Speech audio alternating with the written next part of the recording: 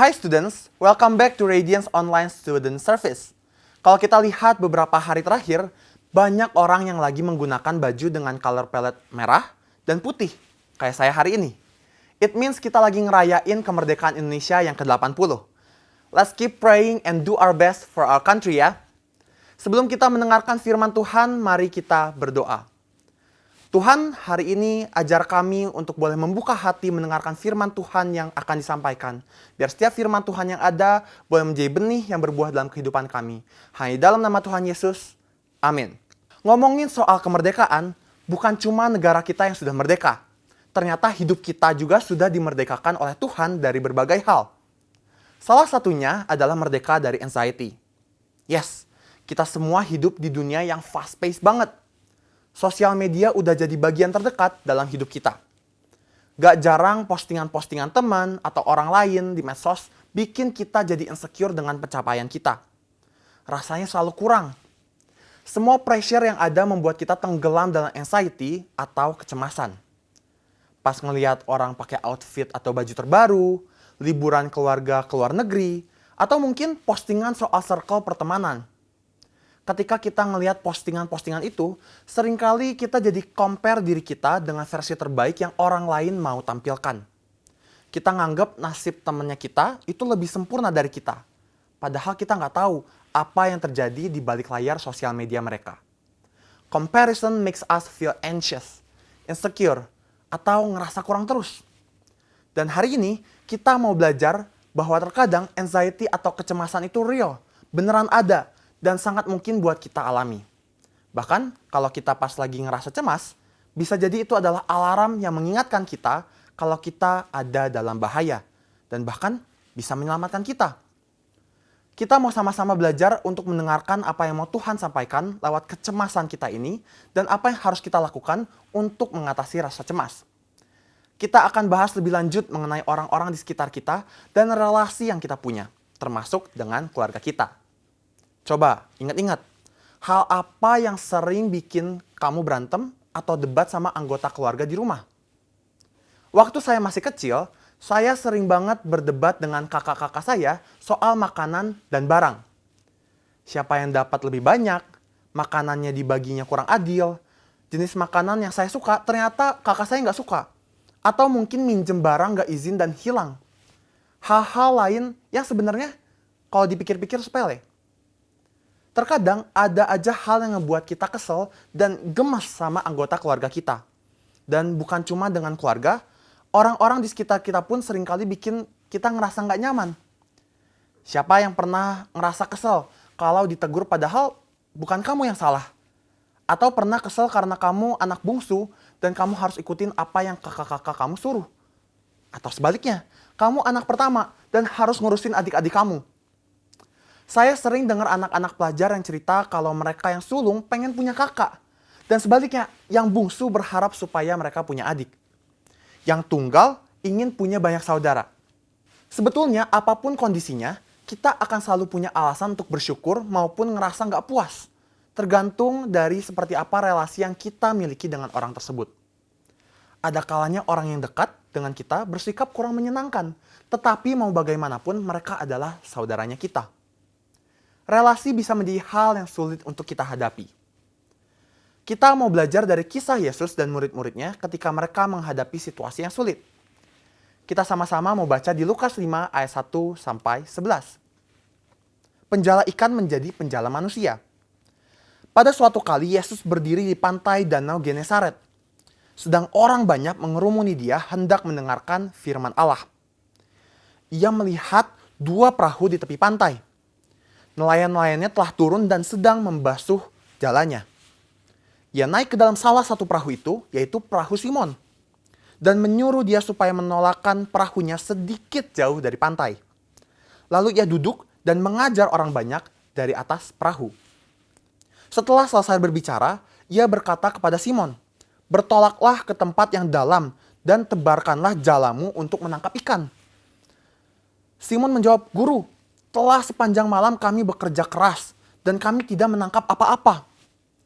Tetapi karena engkau menyuruhnya, aku akan menebarkan jala juga." Dan setelah mereka melakukannya, mereka menangkap sejumlah besar ikan, sehingga jala mereka mulai koyak. Lalu mereka memberi isyarat kepada teman-temannya di perahu yang lain supaya mereka datang membantunya. Dan mereka itu datang. Lalu mereka bersama-sama mengisi kedua perahu itu dengan ikan hingga hampir tenggelam. Ketika Simon Petrus melihat hal itu, ia pun tersungkur di depan Yesus dan berkata, "Tuhan, pergilah daripadaku, karena aku ini seorang berdosa." Sebab ia dan semua orang yang bersama-sama dengan dia takjub oleh karena banyaknya ikan yang mereka tangkap. Demikian juga Yakobus dan Yohanes, anak-anak Zebedeus yang menjadi teman Simon. Kata Yesus kepada Simon, "Jangan takut. Mulai dari sekarang engkau akan menjala manusia." Dan sesudah mereka menghela perahu-perahunya ke darat, mereka pun meninggalkan segala sesuatu lalu mengikut Yesus. Di Lukas 5, awalnya Yesus mengerjakan pelayanannya sendirian. Dan Yesus mampu mengerjakannya pelayanan itu sendirian. Dia pergi ke beberapa tempat, lalu mengajar dan mengumpulkan orang banyak untuk mendengarkan pengajarannya. Tetapi di ayat 3 ada hal menarik yang terjadi. Yesus naik ke dalam salah satu perahu itu, yaitu perahu Simon, dan meminta ada orang yang mendorong perahunya menjauh dari pantai. Apa yang Yesus lakukan di perahu itu? Ternyata Yesus duduk dan mengajar orang banyak dari atas perahu. Surprisingly, Simon mengizinkan Yesus untuk memakai perahunya untuk mengajar. Simon oke-oke aja waktu tiba-tiba ada orang asing yang dia nggak kenal mau naik dan pinjam perahunya. Siapa di sini yang pernah minjem sepeda atau motor temen atau barang orang walaupun kamu belum kenal sama dia? Kira-kira dikasih gak ya? Di sini kita bisa lihat karakter Simon. Kalau dia adalah orangnya influence banget dan extrovert banget. Dia tipe orang yang easygoing dan hayu-hayu aja waktu diajak melakukan sesuatu yang baru. Di ayat 4 setelah Yesus selesai mengajar, Yesus menyuruh Simon untuk menebarkan jala di tempat yang lebih dalam. For fun fact, Simon itu kerjaannya memang menjadi nelayan seumur hidupnya. Bayangin, dia udah seharian gak dapat ikan. Simon yang seorang nelayan yang mungkin udah turun-menurun di keluarganya. Tiba-tiba diminta sama Tuhan Yesus yang lahir dari keluarga tukang kayu. Tuhan Yesus minta buat tebar lagi jalannya. Ini sama aja kalau semisalnya guru matematika di sekolah kamu tahu-tahu datengin kamu dan mau ngajarin kamu berenang untuk lomba olimpiade. Kurang pas ya rasanya. Tapi yang menarik adalah Simon tetap ikutin perkataan Yesus dan waktu Simon taat, ada hal yang sangat penting terjadi. Tiba-tiba mereka menangkap ikan yang sangat banyak hingga jaring mereka hampir sobek. Simon pun meminta bantuan dari teman-temannya di perahu lain supaya mereka datang dan membantu. Akhirnya mereka bisa mengangkut ikan yang mereka dapat di dalam 2 perahu. Dan saking penuhnya, perahu mereka hampir tenggelam. Yang terjadi di dalam cerita tadi bukan hanya Simon dapat ikan. Di ayat itu ditulis, kalau perahu mereka hampir tenggelam gara-gara kepenuhan ikan. Mungkin Simon panik karena perahunya mulai nggak stabil. Simon mulai merasa cemas. Gimana ya kalau perahu ini tenggelam? Gimana kalau ikannya nggak ke bawah semua? Dan yang terutama, Simon pasti kaget dan jadi cemas karena suddenly keadaan berubah 180 derajat karena ketaatannya ke Tuhan Yesus. Dia sadar bahwa yang menyuruhnya bukan cuma sekedar manusia biasa. Simon sadar bahwa di hadapannya itu Tuhan yang berkuasa. Di ayat 8 ditulis seperti ini. Ketika Simon Petrus melihat hal itu, ia pun tersungkur di depan Yesus dan berkata, "Tuhan, pergilah daripadaku, karena aku ini seorang berdosa." Simon ngerasa kalau dia layak untuk ditinggal oleh Tuhan. Simon sangat kagum sama Tuhan sampai-sampai dia mikir bahwa dia nggak layak untuk ada di hadapan Tuhan. Simon dikuasai oleh anxiety. Tetapi apa yang Yesus katakan kepada Simon? Yang pertama, jangan takut. Yesus mengajari Simon untuk menguasai emosinya. Control your emotion, don't let your emotion control you. Yang kedua, Tuhan Yesus ngomong, mulai sekarang engkau akan menjala manusia. Yesus memberikan Simon sebuah visi yang baru. Emosi yang terkontrol akan memampukan kamu melakukan hal-hal positif sesuai visi Tuhan. Yesus tidak meninggalkan Simon sendirian di tengah-tengah ketakutan dan kecemasannya. Tuhan menguatkan Simon dan membuat Simon merasa diterima oleh Tuhan dan oleh sesamanya. Ada sesuatu yang baru yang terjadi dalam situasi ini. Yesus membentuk sebuah circle untuk Simon untuk melayani Tuhan.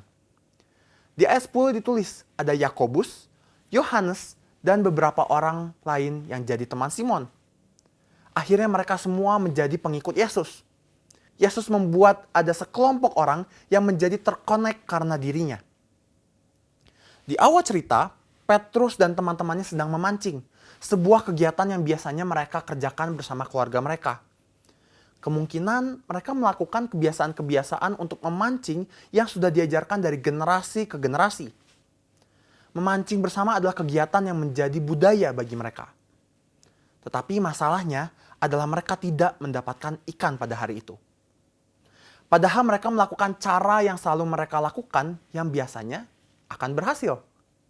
Waktu Yesus memberi nasihat tentang menangkap ikan, Yesus sedang memberikan visi yang baru kepada Petrus dan teman-temannya. Yesus memberikan cara yang belum pernah mereka lakukan sebelumnya. Tradisi yang lama boleh ada, tetapi apa yang Yesus ajarkan pasti adalah yang terbaik. Di waktu-waktu selanjutnya, kita bisa lihat kalau Yesus sebetulnya sedang membentuk circle untuk Petrus untuk bisa membangun kerajaan Allah. Kalau Yesus saja membentuk circle, yaitu para muridnya, bagaimana dengan kamu?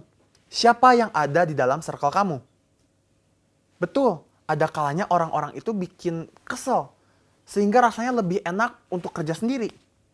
Tetapi justru Yesus menunjukkan ketika perahu kita mulai tergoncang dan hampir tenggelam, Yesus mengajarkan untuk kita bekerja sama. We can reach out and connect. Ada waktunya dalam hidup kita bertemu dengan orang-orang yang tidak cocok dengan kita. Bahkan mungkin di dalam keluarga kita sendiri. Atau dalam pelayanan kita. Kalau memang relasi itu baik, hanya saja kita kurang cocok, mintalah bantuan Tuhan untuk memberikan kita ekstra kesabaran dan cara pandang baru yang sesuai dengan POV-nya Tuhan. Tetapi, kalau relasi itu membahayakan kamu, kamu harus cut off. Minta tolong. Reach out to other people. Ask help from your leader. Tuhan mau agar kita mengalami pengalaman yang baik dalam sebuah komunitas, di mana kita diperhatikan dan disupport oleh komunitasnya kita. Jangan takut untuk bercerita kepada leader kamu kalau ada relasi yang membuat kamu berada dalam bahaya. Tuhan mau untuk setiap kamu mengalami pertolongan dan pengharapan. Tuhan memanggil kita untuk berada dekat dengan anak-anak Tuhan yang lain karena kita didesain untuk dekat satu sama lain. We are designed to be connected. Sama seperti Simon Petrus, waktu ia mengatakan kepada Tuhan, "Pergilah daripadaku, karena aku orang berdosa." Kita bisa jadi mengalami posisi saat kita pengen sendirian aja. Level anxiety kita atau stress level kita udah terlalu tinggi, sampai kita ingin menjauhi semua orang. Justru saat kita ingin menjauhi semua orang, saat itulah kita paling membutuhkan support dari orang lain. The more we don't want to connect with anyone else, the more we need them. Kita tidak bisa berjuang sendirian.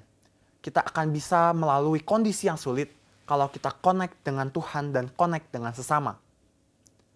Agar kita tetap terkonek saat kita ingin menarik diri, ini yang perlu kita lakukan. First thing is look up. Lihat ke atas, kepada Tuhan. Ambil waktu di tengah-tengah perasaan kita yang udah kacau balau untuk cari Tuhan dan minta nasihat dari orang lain yang berjalan di dalam iman. The second thing is look inside. Cek kondisi hatinya kita. Tanya kepada dirimu apa yang sedang Tuhan kerjakan dalam hidupmu lewat peristiwa-peristiwa yang terjadi. The last thing is look around. Lihat ke sekelilingmu. Ambil waktu untuk stop fokus pada dirimu dan mulai memerhatikan orang lain karena sesungguhnya ada orang-orang yang memerlukan kita. Sekarang, coba pikirkan, siapa yang Tuhan taruh dalam hidupmu untuk menjadi circle kamu? Coba lihat ke sekelilingmu, siapa orang-orang yang pernah mengalami masa sulit dan menang melewati masa sulit tersebut. Cari orang itu dan coba ngobrol. Coba tanya bagaimana mereka bisa mengatasi anxiety dan stres mereka, dan bagaimana mereka bisa membangun relasi yang kuat dengan sesama. Untuk membangun relasi yang kuat membutuhkan latihan. Tidak ada orang yang bisa langsung berhasil untuk membangun relasi yang kuat. Mungkin di awal ada kegagalan karena mungkin keegoisan masih menguasai kita dan fokus kita masih diri sendiri. Tetapi lama-kelamaan, kalau kita mau belajar dari Tuhan, kita pasti akan mampu membangun relasi yang kuat dan sehat. Sama seperti ketika Yesus menenangkan Simon dari ketakutannya dan mengatakan, "Jangan takut." Saat ini Tuhan berkata kepadamu, "Jangan takut." Hadapi kecemasanmu, hadapi segala hal yang membuat kamu stres, dan katakan bahwa Tuhan ada bersama dengan saya.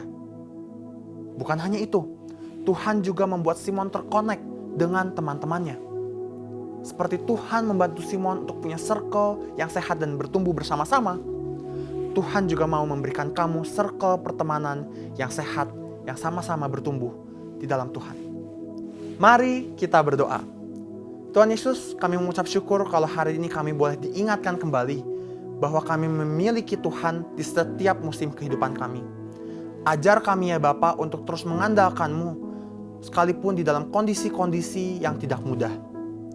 Ajar kami ya Bapa untuk punya kerendahan hati, sehingga kami boleh terbuka di dalam komunitas yang tepat, hanya di dalam nama Tuhan Yesus. Jemaat, hari ini pergilah dengan sukacita yang daripada Allah ketika kamu di tengah-tengah sekolahmu, di tengah-tengah keluargamu, di tengah-tengah pertemananmu, kamu akan membawa terang kasih Allah dan sukacita yang daripada Allah, dan kamu akan menjadi kepala bukan ekor. Hanya di dalam nama Tuhan Yesus. Amin. Buat teman-teman yang memerlukan bantuan doa dan juga bantuan konseling, teman-teman dapat men-scan QR Code yang tampil di layar. Akan ada pendoa-pendoa dan teman-teman yang membantu untuk berkonseling. Happy weekend guys, bye-bye!